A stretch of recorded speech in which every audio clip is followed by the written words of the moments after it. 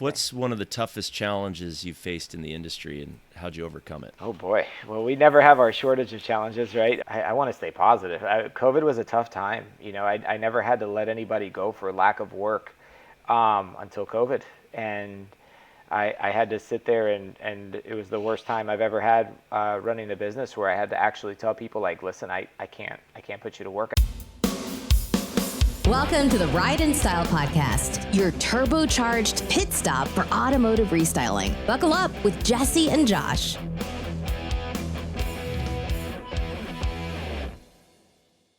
All right, here we go. Welcome to the Ride and Style Podcast, episode 15 with Ralph George Jr. of Specialty Automotive Treatments, also known as Ralph Jorge Jr. Ralph, thanks for being here. Thanks, Jesse. Thanks, Josh. Good to be here with you guys. Oh, I don't know how far down the Rolodex you had to go to finally, reach this part. But I'm sure that list is long and distinguished. Well, if you're in the top 100, you are already in the top 20 because we had to mix it up. Sometimes it's manufacturer, sometimes it's SEMA, sometimes it's restylers. But, Jesse, we're talking to the king of South Florida right here. So that's awesome. And how did you guys meet, by the way? I love to start with that. I'm going to let Ralph go first. We've known each other for a while now. It's not, I don't know, the first introduction doesn't really particularly stand out. But I've been part of the Restylers United pretty much since right around after my dad passed is when I felt it was a good thing for both me and Christina to have, a group that we can reach out to and talk to and learn through, through others' experiences. It's been incredibly helpful. And Josh Josh and Joey have always been kind of the ambassadors of the group. And it's been a great relationship from the beginning. Very comfortable speaking with them about whatever, asking for advice, sharing wins, sharing losses. And I'm very, very grateful to the guys of the group, guys and girls of the group. Yeah, guys and gals. I think we met, if you remember this, we were in Vegas, and it was during the show, but we had a catskin dinner that night. But it was at the Shelby Museum, or where they built the Shelbys. Yeah, where they build the Mustangs and F-150s. Yeah. Yes. That was and cool. So here's a funny story about that, Jesse. So this is kind of new back when, or maybe it was around for a little bit, but it was new to me, Uber. So there, I'm coming out of the show. It's like Wednesday night or Thursday night. I can't remember. But Catskin's like, okay, it's probably like 20 minutes away. Come to the Shelby Museum and try to be there by like 6 o'clock. So I'm coming out of the show. I'm staying at the, one of the hotels. And I look at her and I go, oh my gosh, the taxi line's forever. I'm never going to make it in time. So I'm like, all right, I'll just get try this Uber thing. So I download the app, I put in my card and everything like that. And I'd done it maybe one other time, I don't remember. But anyway, I do that and I just click, okay. And it's like, it'll be there in 2 minutes. I'm like, sweet. And this Mazda 6 picks me up. And the guy's like, oh, Mr. Polson, it's so great to see you. Would you like a bottle of water?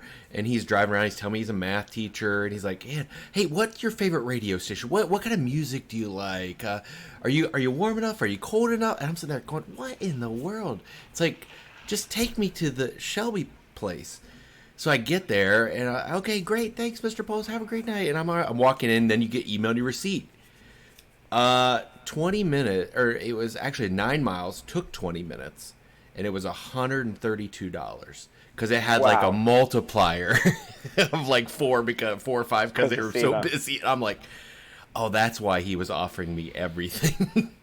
But I'm just like, oh my goodness. So I walk in, and there was Ralph and Christina. And listen, I've known a Ralph. I don't think we had actually met at any point at the point, so I introduced myself, and Ralph's like the nicest guy around. Christina made me a little nervous. She was a little scary. She was kind of standoffish. I think she was like, who is this guy? That doesn't sound like Christina. I know she's like the best. I know. She's like the best. I think she thought I was just so excited to meet you guys. She's like, okay, who's this crazy dude? Maybe she thought I was hitting on her or something. I don't know, but I was like, so now that SEMA Person of the Year, since that happened, you just leave on a helicopter now, right? Like you don't need an Uber. It's just straight from the top. No. Oh no. Now it's automatically they have a taxi for me, but I never get to use it. It just has my name on it. They don't let me use it. But yeah, that Shelby, man, if you're ever in Vegas, you can go tour the Shelby Museum. That was awesome, wasn't it? Super cool.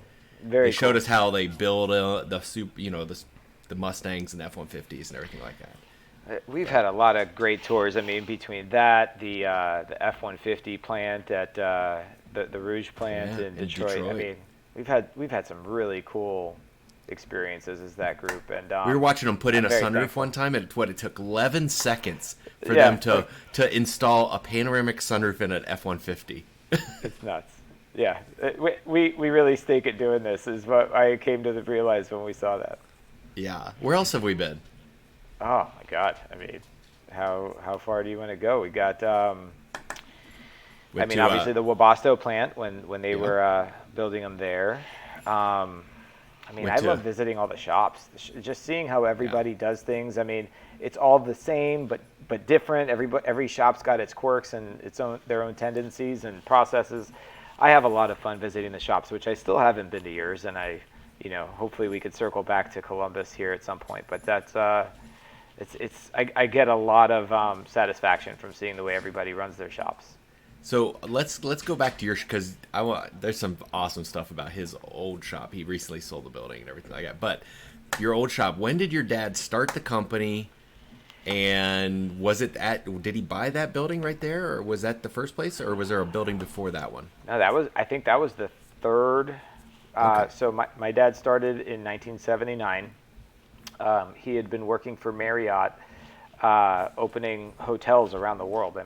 Saudi Arabia, a management task force for Marriott, and he took a leave of absence for 6 months, thinking he's gonna try out this business. And I don't know how many people know this outside of our family, but he actually started with a partner, and he was doing it for the 6 months, and just pounding the pavement, cutting holes in roofs, and it was a terrible product at the time. But he persevered through it, and he found out that his partner was being less than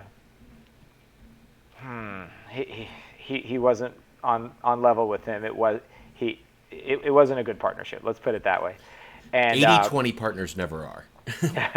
So this is 79. So he went up to his partner and said, "Listen, one of us has to go. Either you're going to buy me out or I'm going to buy you out, but one of us has to go." And he was hoping that the partner would buy him out at the time because he was not seeing this thing taken off. And the partner said, "No, listen, I want you to buy me out." And it was not a good situation, but he got through it. He had to put his house up as a guarantee for the note on the buyout, and after that, the rest is history. Wow. Why? How did he even come across the business? It was the idea was brought to him by this other gentleman. Okay.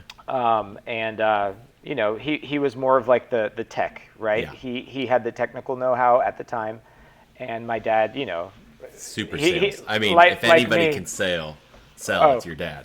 Yeah, well, he could definitely sell, but like me, we don't have any like technical prowess. So he had the business side. He was able to make it work against all odds. He made it happen, and over the years, the product line diversified and all that, and here we are. So, Ralph, today. how did you get into the industry?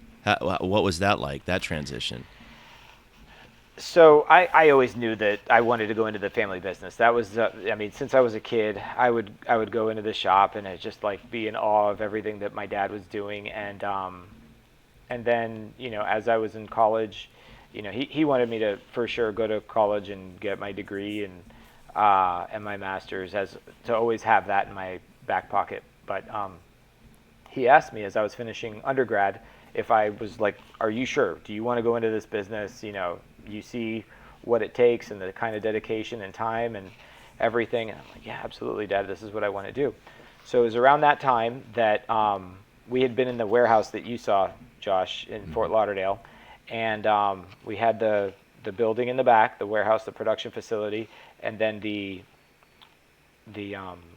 corner on Sunrise became available, and he made a play and was able to get that, and then we built the building that you saw, which is now the Tesla South Florida Body and Service Center.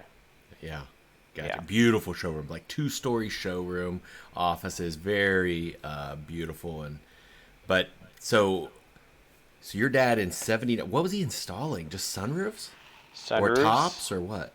Sunroofs, T-tops, Simcons? Any Simcons back then? Oh, Or yeah. vinyl tops? I mean, Yeah, definitely vinyl tops. I don't know how long it was before that became like a big part of the business, but that was the business until like mid '90s. That was it. The sim tops. I remember when like Lincoln Mercury dealerships were like the biggest accounts you could get, and it was also like probably mid '90s that Holman Automotive, Holman Enterprises bought out my dad's competitor, Sunroof of Florida down here, Chuck Risden. And they had been good, friendly competitors for a really long time, and my dad had approached them a few times, and I don't know if pride got to Chuck, and he ended up selling to Holman, and eventually that business just kind of waned because SimTops, all those customers are dying. So literally. yeah. So eventually we ended up buying Sunroof of Florida from Holman, and that it's a non-existent part of the business now. Like SimTops are just recovers. It's not even, you can't even put one on a new car. They don't make the shells anymore. Yeah. It's We were crazy how it's talking to changed. Henry Palkey, and that's how he started in the 70s. And there was no shells. They were putting, and what did he say, Jesse? They $55 for a full top. $55. And it would take them like 45 minutes, 2 guys. Unreal. Unbelievable. Been in the moldings and everything.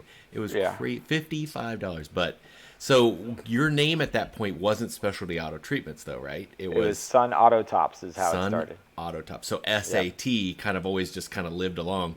And Correct. what year did you guys decide to change that? I think it was around 2000 is when my dad decided to change it. It's just like, we're talking about tops when, yes, it was still part of what we did at that time, but it was a shrinking part of the business. So it was more apropos to use a name that was more fully encompassing of the products that we offered, even though it's kind of a mouthful still. I still, Specialty Automotive Treatments is just, it's a little long, but Everybody knows you as SAT, though. Yeah, it So works. that's all that matters. Your dealer, your customers, they call SAT. Some of them still call us Sonata Tops, the old timers, or they still say it. But it's we're still here, we're still going. Hey, when you look back at your younger self in the industry, what would you tell yourself? When you were just starting out. Now that knowing what you know now. What would I tell myself? I think that I was less patient with people when I first started. Like I probably lost some really good team members that we could have developed and nurtured into lifelong members of our team if I didn't get on them really hard, because I tried to measure everybody by the same yardstick that I would measure myself, and that's tough to do. When you're an owner, it's not the same as when you have somebody that they might really be giving it their all by normal people standards, but it's not the same when it's yours. So I think that was probably a mistake that I had made when I was younger. But that being said, I look back and it was a learning experience. So now, I try to approach people with a different understanding, a little bit more empathy. If somebody calls out sick, I don't get upset at them. It's just like, okay, if you're sick, go take care of yourself, get better, and we'll go back at it tomorrow. But yeah, when I was younger, I didn't really understand it the same, because I'd have to be in the hospital to not show up to work. Yeah. And what year did your dad pass? So this month, 10 years ago, is when he was last in the office, and then he passed on New Year's Eve 2014. That's when he passed. Oh, man. So I can't believe it's already yeah. been 10 years. I know. It was crazy when I thought of that. It was like, wow, it's been almost a decade, and yeah, it doesn't feel like it's been that long, and seldom does a week go by where I speak to somebody who had dealt with him or maybe even met him just once, but he had a way of just making an impression on somebody, like people that whether they knew him for years, like you and John Prosser, and guys who had really known him for a long time, or hey, I met your dad one time, but he left a mark on people in a way that it was hard to forget. So he intimidated me. I sat down. I was a little young guy, man. I sat down next to lunch at him and just listened to him talk, and I'm like, oh my goodness. But so you got to work with him for what, 10, 11 years? I mean, listen, I had been going back to Jesse's question from before. I always tried to go in as often as I could. Like I set up my college schedule so that if I could fit all my classes into 3 days or 4 days and I could go to work a day, I would do that. But full time was going to be like 8 years full time, side by side. Yeah. That's an awesome time that you got to do that and learn. So what did you learn during those 8 years with him? I mean, what sticks with you? Because you guys are different, right? I see you're a little bit more conservative. I don't know, from what I'm, just from what I know about him and what I know about you, you're very calculated, you're very intelligent, and your dad was also intelligent, but he was just very more like, let's go, let's do this, let's make this happen. He wasn't as scared because he had maybe been through some of those obstacles, like starting a business and stuff like that. Sure. And listen, he came from nothing. He did it all himself. So, I mean, for him, going full steam ahead was just his total mentality. He definitely had a bravado and a flair about him that I'll never match. But what did I learn from him? I mean, just the work ethic. That being competitive and always doing the right thing for your customer. I mean, it's our business, as you know, is built on 100% repeat. So, it's a weird business that we've chosen to be in because, how our dealer customers can be sometimes where, they sometimes push a little more than what they probably should.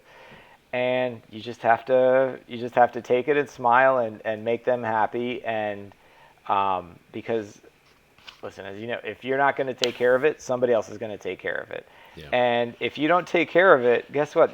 They still owe you for probably 60 days of work that you're hanging on to. So it's going to come off of that anyway. So either you take care of it or you don't. But you don't get to play again if you don't. So always take care of the customer. Do things the right way.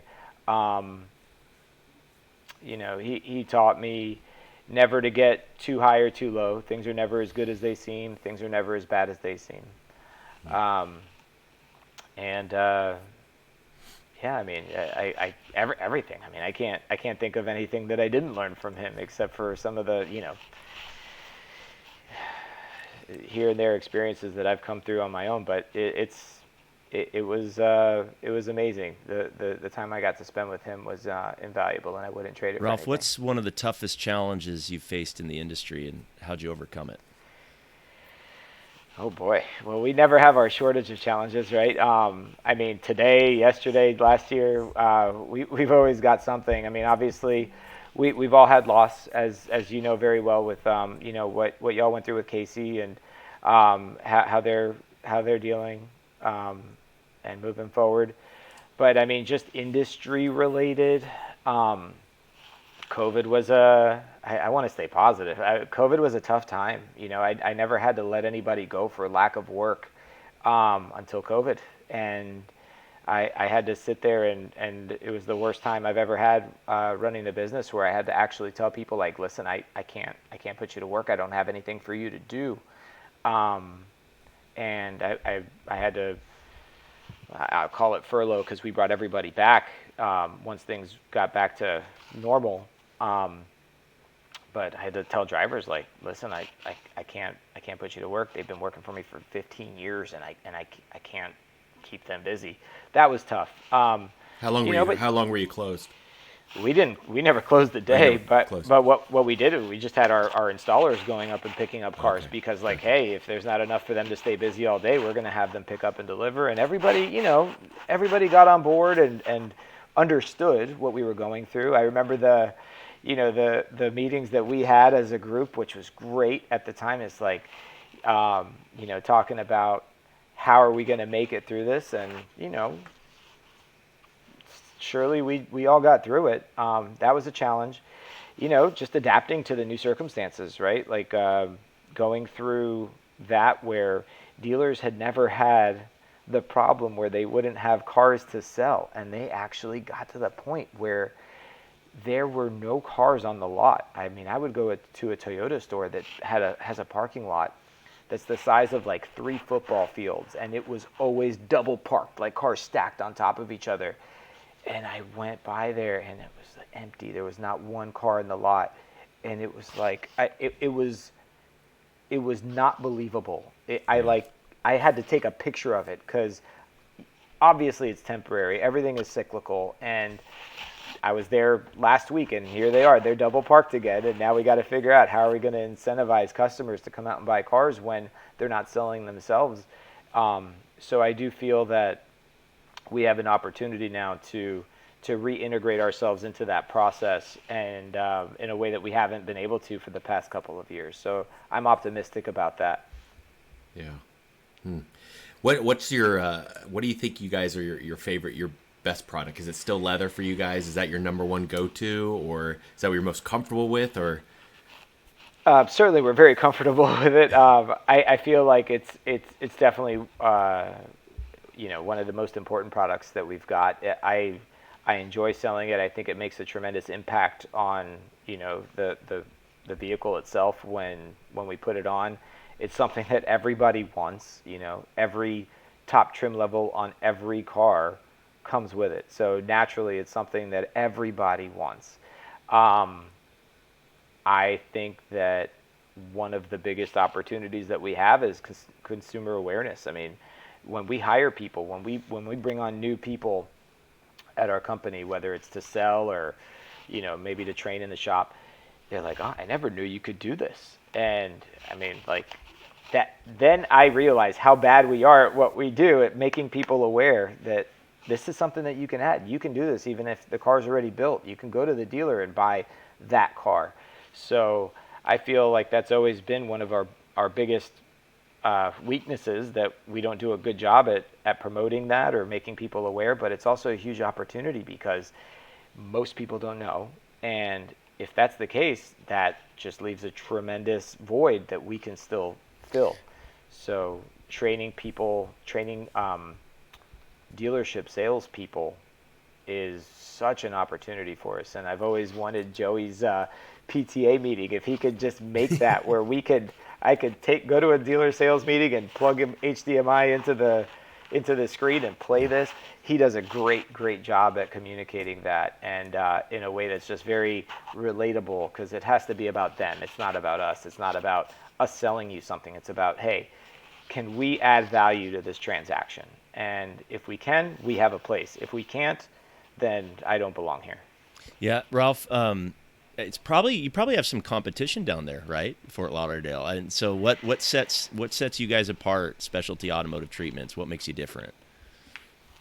Well, listen, there's always competition. Whenever there's an opportunity for people to profit in a venture, they're going to try to or they see somebody doing something successfully, they're going to want to do it. And it's like whack-a-mole. If one goes down, another one pops up. We definitely have competition, but I think that we definitely have some competitive advantages.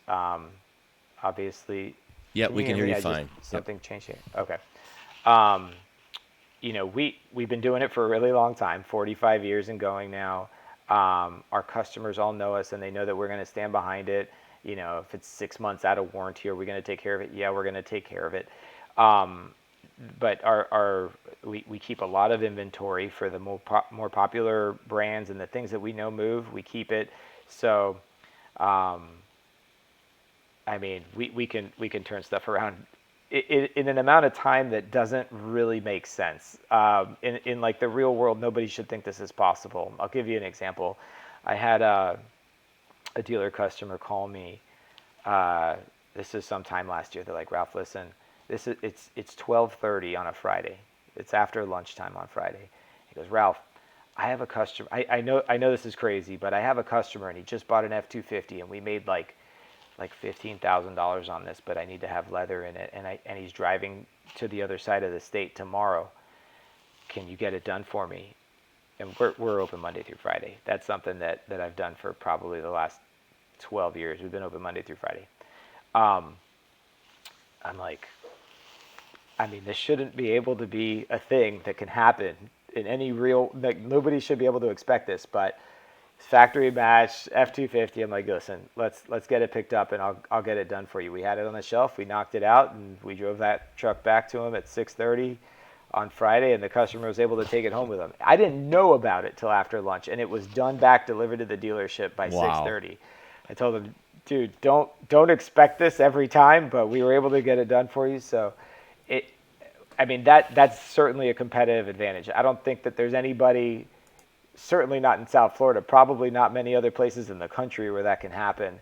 And we could do that with a lot of different vehicles that are, easy ones. If we know stuff moves, we keep it in stock. If it's not, we can get it pretty quickly. We're on the road every day. We've got salespeople out on the road every day, just staying in front of our customers, finding out what they need, what's working, what's not working. We try to stay pretty plugged in. That's our, and we have on-site ownership. When you have a company that is being run by a manager, and this is no offense to any other company that there's some great operators out there, and maybe this is saying something about me, but I'm there all the time. My cell phone rings almost any time. Like if it rang right now, I'd probably say, let's pause it. I'll pick it up. I'm very responsive to customers. I'm on top of stuff. And if you have absentee ownership, I feel like that's tough to replicate. Not to say, I could think of several examples in our group that absolutely would contradict what I'm saying. Dino at Automotive Concept, like he's the guy. Like he handles that stuff there. There's several examples of Kevin. Yeah. There's so many of our guys that act like that. But here, we're that company. Nobody else is going to do the things that we do for our customers. And I feel pretty comfortable saying that. I think that's pretty important that you have, somebody like yourself that's willing to jump in and get your hands dirty, and that, you've never been afraid of work, and that comes from, having to prove yourself growing up in a family business. How was the transition? Obviously, when your dad passed, it was automatic that you and your sister were going to take over. But what are some of the challenges of a second generation taking over a company, like especially with long-term employees? Sure. I think I'm lucky that we had a lot of people that were on board and were ready to help out. And they the ones that I felt comfortable enough talking to about the situation, they were all there, and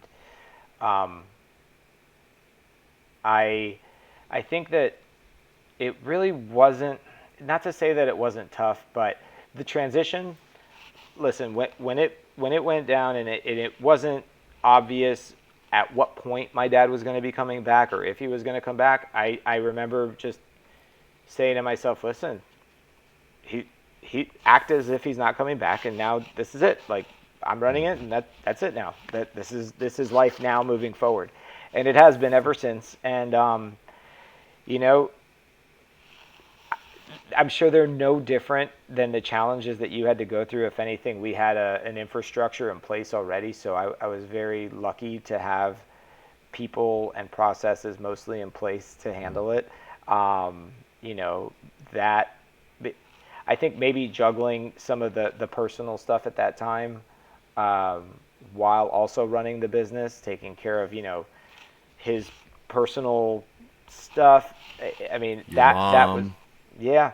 You know, and she was up there the whole time. She was never not with him. So Christina and I would alternate weekends flying up and back from New York, and then running the business. But honestly, being in the business and being able to focus on that and not think about him for whatever it was, 8 to 10 hours a day, that was a blessing during that time. It was challenging, but you never know what you can do until you have to, and we definitely got it done. So, yeah, Christina and myself, we definitely did it. I think about one of the things your dad told me, which I just thought was hilarious, and I don't remember how much of the story you remember about this, but do you remember the American Camry? Oh, yeah, the Patriot Edition? Patriot Edition. All right, tell Jesse about the Patriot Edition and how your dad came up with this idea with this Toyota dealership. This is a really funny one, and I'm glad that you brought it up because I wouldn't have thought of it, but this is a good one. This is totally is what his dad would do. Hilarious. So there was a point, it's probably right around 12 years ago ish, that, you know, these dealers run these outrageous ads like, oh, you don't have to pay for a car, or what, like just whatever they could say to get you in, but they put in the fine print the one stock number, that one car, and it's usually like a stick shift Camry or something that nobody would ever want to drive, and you have to have unbelievable credit to be able to qualify for this offer. So you had these two Toyota stores in our market that were in a pissing match about who can create the most ridiculous advertising deal ever. So we had two of them that were sending us cars to do these ridiculous things. So one of them sent us like a gold Camry, and we put a pop top in it back, like, and this is when pop tops had been like so far, like, yeah. I mean, what year would this have been? 2012-ish. And you're putting a pop-up sunroof in a Camry? In a Camry, and a purple headliner, and just like the most ridiculous ads that you would never want to drive that car, not even if somebody paid you to take it. So the other dealer's like, listen, we need to figure out how to make ours uglier, because we're going to run an ad, but when somebody comes in, they can't want to take it. So we created, it was called a Patriot Edition, and it was this a Camry. It was a blue Camry with like a triple tone American flag colored interior, but awful. I mean, like, I'm as patriotic as the next guy, but this was bad. Big spoiler, and literally spray painted, like with a template, like a stencil, stars and stripes on the hood that looked like a kid did it in their garage, because basically I did it in the shop. You did it. Oh, you were the genius behind the Patriot Edition. I love it. Yeah. I was the gopher, but I did it. So I remember getting a call on a Saturday from the principal of the Toyota store, and he's like, Ralph, I need you to pick up this car and make it look uglier, because people are actually looking at it, and they're going to drive it. Because they ran a deal for like, what, $99 a month, and you can get this. It was ridiculous. Get this Camry. And it was, you know, you're just like, wow. And it was that one stock number, but they made it so ugly, they thought, no one's ever going to drive this car. No one. Right. So we'll just push them onto another car that we have. No, and the GM called me. He said, listen, Ralph, one of my salespeople, one of my idiot salespeople showed the customer that you can actually take the paint off of the hood. So now they're going to drive it. You need to come pick it up and make it uglier. So what'd you do? I mean, we brought it back, and I mean, we put more stuff on it to make it less attractive. And it's funny, I had lunch with him, and we talked about that car about a month ago, and it's so funny. It sticks out as one of the craziest things that we've had to do. So you put like a red, white, and blue leather in it. You spray paint some stars on it. You put a stupid spoiler on it. You do all these, and you charged them for everything, obviously. Yeah, because I mean it's not the cost of that car. It's like, hey, how many people are we going to get in on a $99 Camry? I mean, You put a big it ad on the worked. paper that day. Yeah. $99 Camry, come on in. There it is. Toyota definitely tightened up their advertising rules after that. That was Yeah. a very finite moment in time down here. Yeah, FTC. Well, the new cars law come into place. They would have a fun heyday with that. It would be a $50,000 fine now. I mean, listen, it's the people that work on the fringe like that That's it. that make stuff Innovators. happen. The Yeah. Patriot Edition. I love it. I love it. I got to ask you, so what's your rough percentage at retail versus dealer? I'd say that now it's probably roughly 15 to 18% retail, and the rest of it's still wholesale. Okay. Is that why you decided to close Saturdays, or what was your whole thing with that? Were you guys open Saturdays for a long time doing We retail? were. Yeah, Or when doing we dealer work, obviously, too, if you had it. well, we were open Saturdays just to, because obviously a lot of people, they work Monday through Friday, so you can't come in on Monday through Friday to get things done or get, shopping for your personal items for your car. But it came to a point where, we had to staff it appropriately, and then that person that was there on Saturdays wasn't there on one of the days, Monday through Friday. And we always took foot traffic counts. Like we would count like how many people are coming in, how many people come in Monday through Friday, and in the end ended up being pretty much a wash as to how much are we losing both in the communication and what had to happen on that day that person was missing Monday through Friday, and when we tried it and we closed Saturday, we didn't see the numbers drop off. So I mean, instead of burning people out, having them come in 6 days a week or, rotating schedules, nobody ever wanted to be there on Saturday. And I'm not saying we won't try it again at some point, but I don't feel like we lost much when we started closing on Saturday. I got another follow-up question about your guys' service. What are your top selling products and services now, and what do you wish they were? I'm curious. Like, what's requested? What do you do a lot of? And then what do you kind of? Is it the same as what you want it to be? Well, that's an interesting way that you phrase it. I mean, so our top selling products and services are going to be leather's obviously always going to be up there. Wheels, tire, suspension has become a tremendous part of our business, and wraps have been big since we started. That hasn't tapered off. If anything, I feel like we have a lot of room to grow. I do think that we have a huge opportunity to do more with the paint protection film, where we also we never were really into preloading window tint and film at dealerships, but we're doing more of that now. The high volume and maybe the margin part is tough to articulate, because like window tint, it's not a high ticket, but it's a high margin when you're doing it right? You have a low cost of materials, a relatively low install cost, but you have to do a significant amount of volume to be able to get to a number that's meaningful, right? I was trying to explain this to one of my tinters the other day. I said, listen, it doesn't matter if you're making a 50% margin. If you're selling an air freshener that costs you 50 cents, you got to sell thousands and thousands of them to be able to move the needle. And it's similar with window tint. You got to be doing a lot to make a difference. You can't just be doing 1 or 2 tints a day.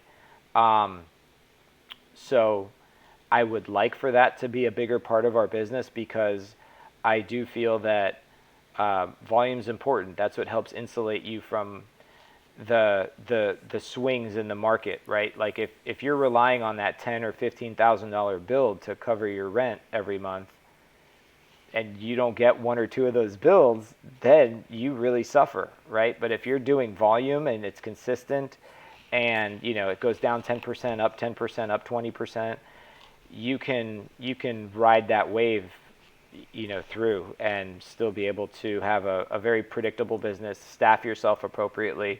But if that one big bill doesn't come through and you've got guys that are waiting around for work, that's tough. So I would prefer high margin, high volume, but it's really like, predictable, recurring volume is helpful, because then you can keep everybody busy.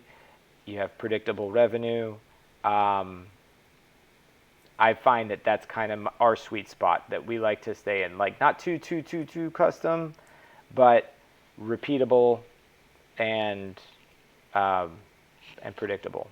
Do you think? I was just going to say, it's interesting you said vehicle wraps. It's a little different. There's a lot of restylers that don't do that. It's almost a separate business for some. But have you guys always done that? You've been doing it a long time, and or we've been doing it for a long time, but not as long as I feel like we should have been. I mean, when we started doing it in earnest, I felt like we missed the boat. Like we should have been doing it for the last 5-10 years before that. But it's just a nice way to help to give that finishing touch to a vehicle, and from the outside make it look special. A lot of cars are going towards that floating roof design. The Nissan Rogues, they look like a Range Rover now when you wrap it and you do it the right way. The Ford Explorer, you can go on forever. I mean, every car manufacturer basically has these floating roof designs. Chevy Tahoe now, Cadillac Escalade. The chrome deletes are a big part of our business. That's still so. Are you growing. doing commercial fleet also, and like commercial wraps, or are you sticking with single color, or what kind of wraps are you guys doing? More single color, but we also do commercial. We do, we have the graphics printed, and we'll lay them on, and it seems if you go after it, it's not that hard to get that business. Every single one of our dealer customers has a fleet of parts or service vans, and it's just a matter of them knowing that you can do it. They're going to get it done. I mean, they're already getting it done. But if they know that you can do it, and they don't, they're already set up, like you don't have to call in a new vendor and all this stuff. It just makes it easy for them, and we're the easy button. I mean, that's what we are for the dealers.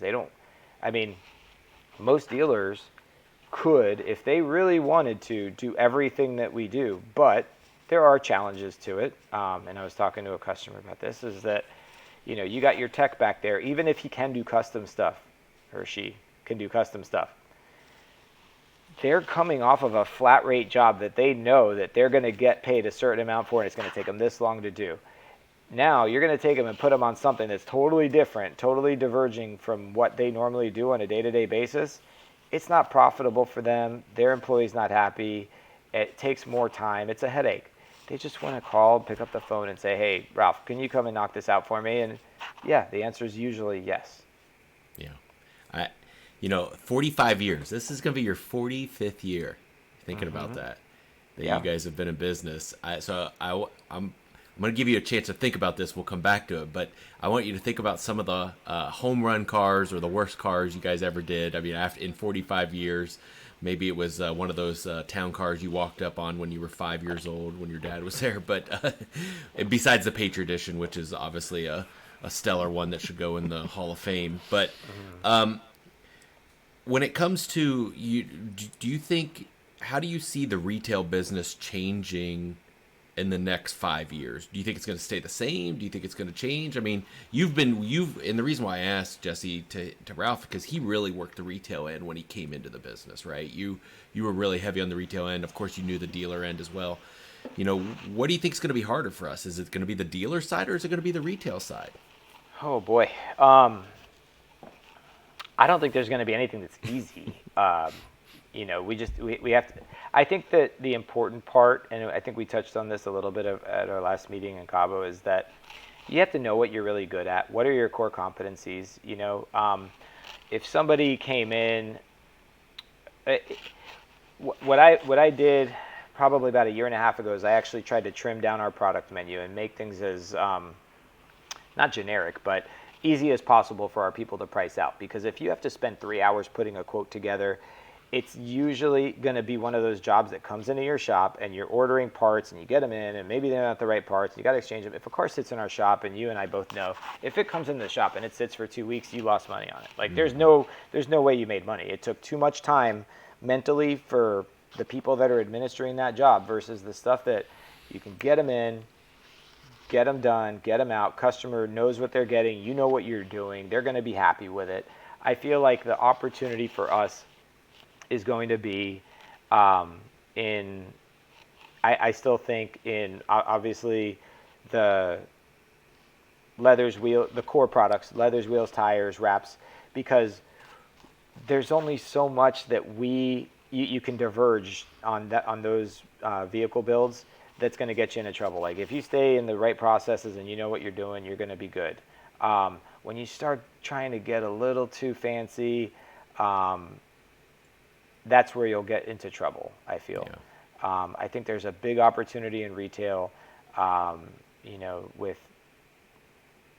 with online marketing and social media and just customer harvesting your own customer base. They're all, if you've had a customer from 3 years ago, chances are their friend, their brother has bought a car or something that they want to get done.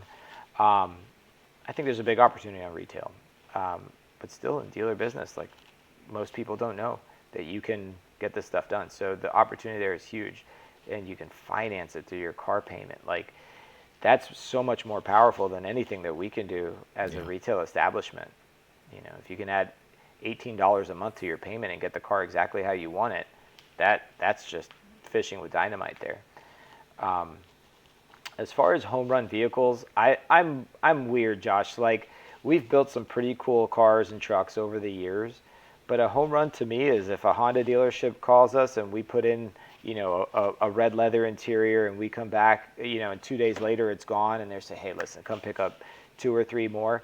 The stuff like that's quick, easy to get done, and they move cars and they see us as a partner there, that helps build that repeat, consistent, predictable business. And we did feel like a redheaded stepchild over the past couple of years during COVID when cars were sold 3 weeks before they got to the dealer, but we're getting back to that spot. You probably have gone through a lot of trouble customers, whether it is a dealership, a GM, a salesperson, or it's on the retail side. I always like to ask about this kind of customer service side of things. Like, how do you handle tough situations with customers or manage misunderstandings about your business in general? That's a good one, Jesse, because our customers are, they're high strung and they want to get things done right away, which is great. We can help facilitate that to the extent that we can. When a customer places an order for something and they are like, hey, this customer's in the box, we need to get this stuff ordered right away, and then we send them a confirmation or we ask them for a purchase order. This just happened last week. You don't get a response. I send my salesperson to the dealership, hey, can you go see this person? We need to get a PO because we're ordering a, blah, blah, blah custom package for them. Oh, they're off that day. Okay, cool. Send them a text. Let's stay on them. Send them a text. Send them in a group text with me. No response. Customer shows up to the dealership, a week and a half later. Meanwhile, you've been trying to pry this information out of them so you can help them do their job. And then now the sky's falling down. Like, hey, what's going on? My customer's going to give me a bad survey. Like, you guys got to make this right. You have to make sure that they understand that you're doing everything that you physically can to help them. And whether they're right or wrong, I'm going to do whatever's physically possible to help them make it happen. And usually they're not that interested in stopping to help you get the information that you need to help them do their job. But, it is the business that we've chosen. And sometimes, once a month, you just got to listen to it from a customer. Oh, well, you should have done it. And listen, we were trying, but that part's tough. If customers know that you're not trying to fleece them, or, everybody's defenseless against the truth. And once you tell them the truth and there's nothing more that you can do, or if you mess up, you got to say, hey, I messed up. And that's how you build a relationship with somebody. When things are tough is when you show people what you're made out of, not when things are easy. I'll tell you, Ralph, I don't know about you, but I don't change policy just because something gets messed up.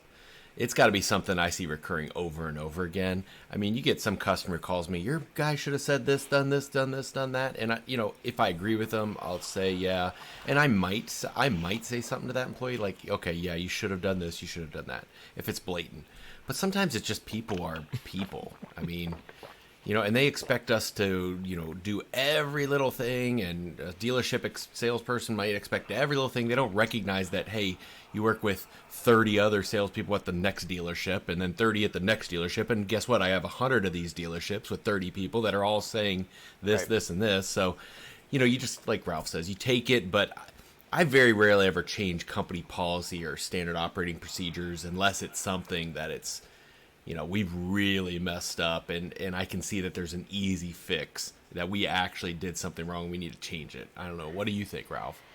I mean, listen, I agree with you. I don't think we should change policy. I think we just need to do whatever we can to help them understand, like, hey, this is why we need this, because, the last time we deviated from policy and we ordered this for you, and the customer shows up and it turns out that it wasn't what you asked for, then we had to do it again. And there are certain very special customers that, just they need that little extra attention. Some people are great. Like, there's some places that, they're answering the questions before you've even asked them. It's some certain special customers that are always just too busy to finish this deal before they get on to the next one, and then the details are lost.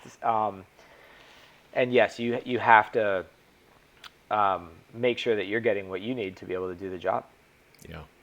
I want to ask you about manufacturers, because a lot of manufacturers, they'll listen to this podcast, and so as a restyler, let's say they're listening right now. You're these manufacturers that send out reps, Okay. So whether it's I don't know, your leather rep, your suspension rep, your wheel rep, what do you expect out of a rep, and what do you expect out of a manufacturer? What are some things that really draw you to have a bond or have a relationship with that company? Well, I feel very fortunate that we have really, really good relationships with the manufacturers that are important to us. I'd like to be important to them. What do we expect? I mean, obviously product quality, on-time delivery, responsiveness when you have an issue. But I mean, our manufacturing partners are fantastic. I mean, we'll start with Catskin. We have a great relationship from when it was Mitch, but Ron has been, our guy there for forever. We love them over there. They do a great job for us, and I mean, we keep going down the line. The team at Wheel Pros and Ready Lift and Vox, and I mean, you could just keep going down the line. If we find that a manufacturer is not, or the rep is not going to be there to answer our questions when we need help, or to be there to support the product if something went wrong, more than likely we're going to start to deviate away from doing business with them. I mean, I don't want to put my name behind something if the manufacturer that's making it isn't going to stand behind it. I mean, we stand behind everything that we do. So there are certain products, and I don't know if you've been down this road before, but there's certain things that you try, and usually you start it on a retail, like when a customer asks for it. There's certain products that we just don't sell, like HID and headlights. Like we offered those at retail a long time ago, but those things, we've tried the best ones and we've tried the inexpensive ones. They're all garbage. They're all bad. So we just don't offer them. So when people ask for them, they said, listen, you could go down to the local 12 volt or tint shop and get those things done, but I'm going to put them in for you and you're going to hate me. There are other products that I could say the same thing. I don't think it's necessary here, but if you feel like you've got a product that you're having consistent issues with, even if it's 10%, 15% of the time, that's too much. If the warranty's great, it doesn't matter if the customer is upset about having to bring their car back. So, I mean, consistency is important. What about the rep? How often do you want them to visit? Do you like them to go on the road with your sales team? Do you prefer in-person, Zoom? And listen, I think some of these manufacturers would like to hear this. And you're like a key customer but I have my opinion. I've given it, but I want to hear from you. So the Lumar reps can show up whenever they want because those guys like to party and they have a good time. I'll have them in town whenever they want to come. They just got to let me know. But, listen, when it comes to some of the other stuff, if we need help, we're going to ask. I don't need you guys to come down all the time. I mean, it's nice to hear about new products and stuff like that if you've got some, but usually that you could save yourself the plane ticket or the hotel stay. And just call me and tell me about it, and we'll talk about it. Or maybe I'll see you at SEMA, and I'll hear about it there. The Restylers group is a great forum for that. Like, if you're doing something or you found something new, I'm going to hear about it, and vice versa. But, back to when Mitch was around, my dad told him, listen, I don't need a rep. I just need the best price, and we're going to move your product. Listen, reps are great, but do we need visits from, to find out that you got the version 2.0 of the parking sensor? Like, no, I don't need you to come out for that. If there's something mind-blowing and we need support on rolling it out, maybe that kind of goes to the Lumar thing too. Like if we're going to start a program at a dealership and we're going to start pushing this through F&I and we need, manufacturer support to help train people, that kind of support I welcome. If we need installation support on something new, if a new product came out that my guys don't have any experience with, but I don't need you to personally drop off a flyer for something. I'm okay. Yeah, but and that's changed over the years, don't you think? I mean, it used to be everything was in person. COVID killed a lot of that, which is great. Now you could have a virtual meeting and get everything done if you need to, if you really need to have a face-to-face.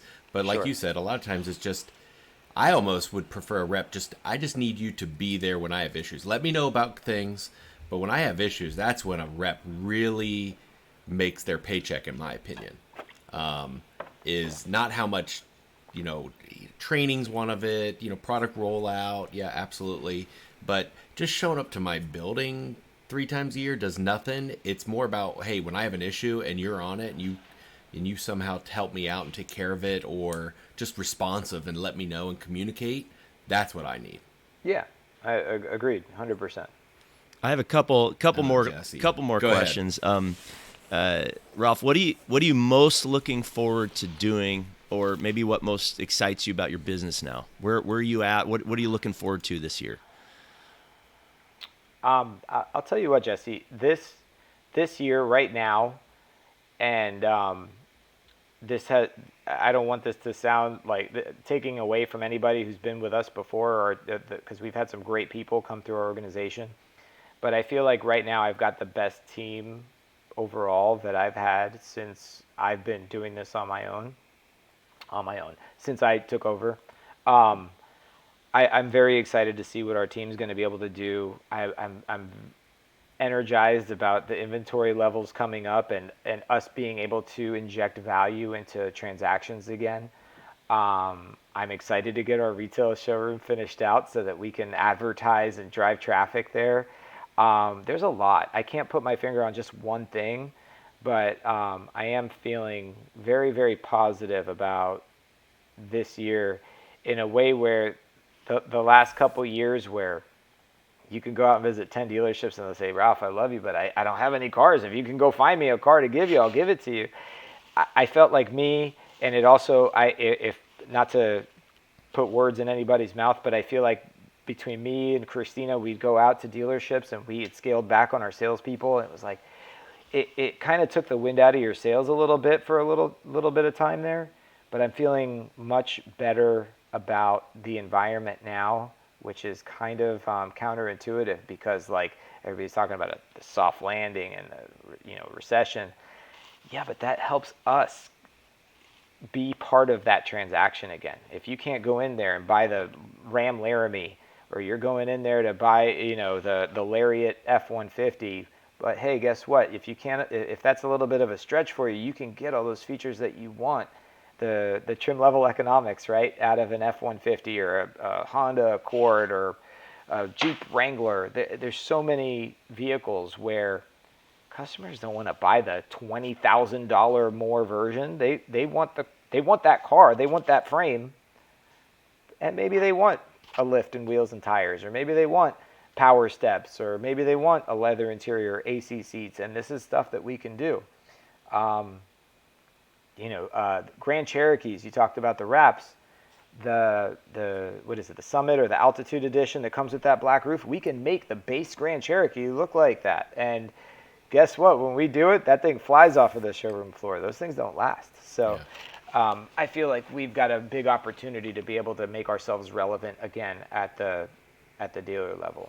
You mentioned kind of being, you're an owner operator. You said you're really accessible and you're doing all the touch points with your customers, which is awesome. It's commendable. But how do you balance the demands of your business with your personal life? Do you get to have one, or do you just have to work 24/7? I don't. His daughters are perfectly trained. Let me tell you, they're not only are they the cutest kids, but I mean, I think they're probably ready to take over the business, Ralph.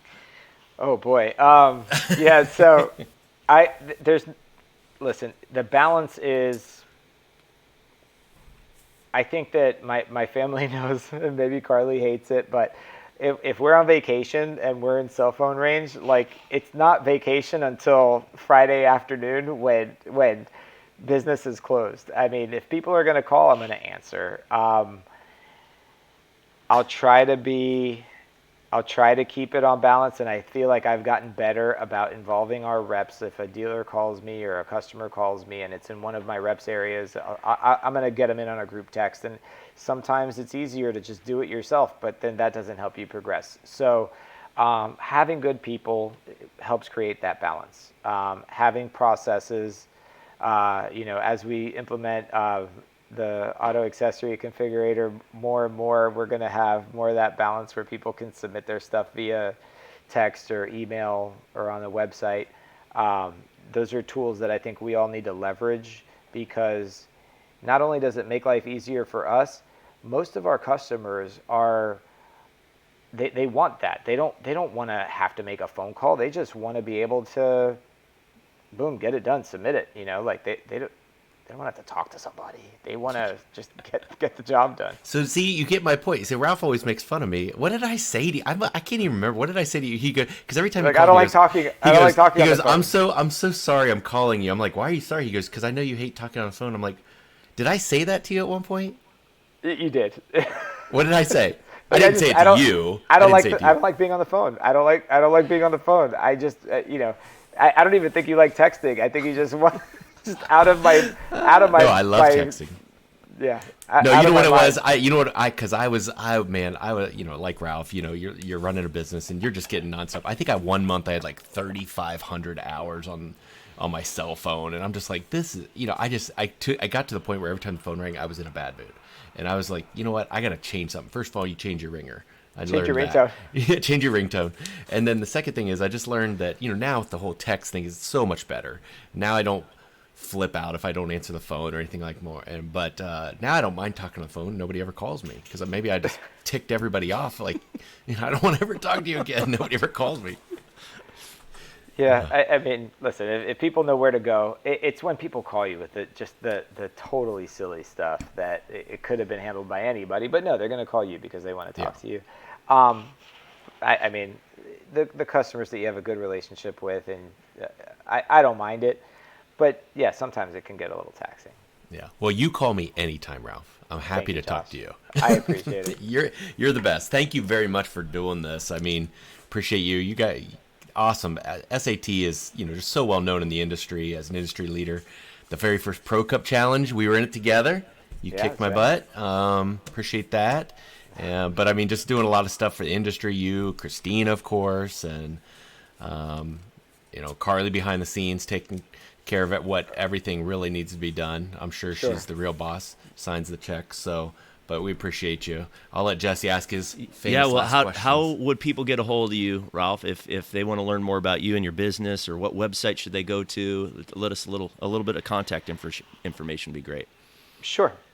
Yeah, no, I make myself eminently accessible. It's my cell is 954-494-7011. If anybody ever wants to get a hold of me, I'm available. If I don't have you stored in my phone, I'll probably let it go to voicemail. So shoot me a text if I don't answer for whatever reason.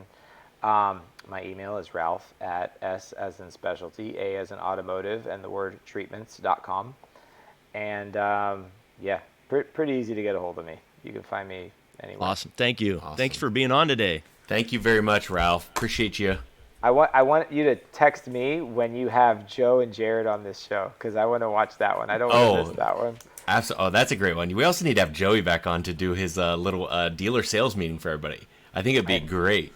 And if Josh's Wi-Fi signal is strong enough on the plane, you got to get him on the podcast too. Oh yeah, exactly. I mean, he's always flying, so I don't know if he can.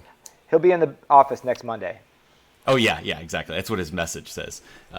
Hey guys, sorry, I'm not available. I'm off till Monday, or I'll be off till Monday. So leave me a message. It's the greatest voicemail of all time. It's the best. Which is another. Actually, I told him. I said if I ever have another kid, I'm just gonna name him Spam Likely. So that way, when he calls people and they have him saved in his phone, it's like, who's calling you? Oh, that's my buddy Spam Likely. So it's already saved. All right. Thanks, guys. This was fun, guys. Thank you for having me Appreciate it. on. All right, bro. Appreciate it. And there you have it, another high-octane episode of the Ride and Style podcast. Revved up and ready to go. Your hosts, Jesse Stoddard and Josh Polson, shifted your automotive game into overdrive. If you're hungry for more insights, trends, and game-changing interviews from the automotive restyling universe, don't forget to hit subscribe and leave a glowing review. We'd also love for you to share this podcast with your gearheads, installers, and auto lovers network. Because remember, knowledge is power, but shared knowledge turbocharges the whole industry. For more expert resources to supercharge your business, cruise on over to autostylemarketing.com, your one-stop shop for everything automotive marketing. Until next time, keep those wheels spinning and your passion ignited. Thank you for riding in style with us. See you on the next lap.